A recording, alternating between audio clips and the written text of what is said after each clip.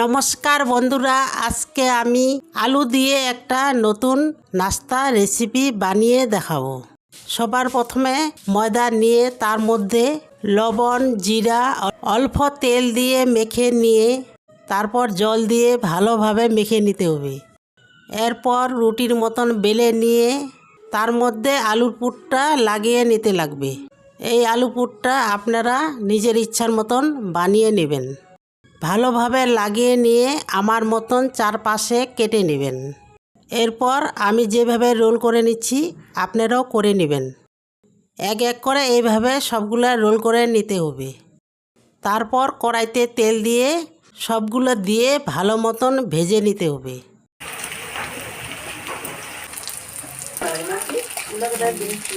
এরপর লাল লাল হয়ে গেলে নামিয়ে নেবেন। আমার এই রেসিপিটি কেমন লাগলো কমেন্ট করে জানাবেন।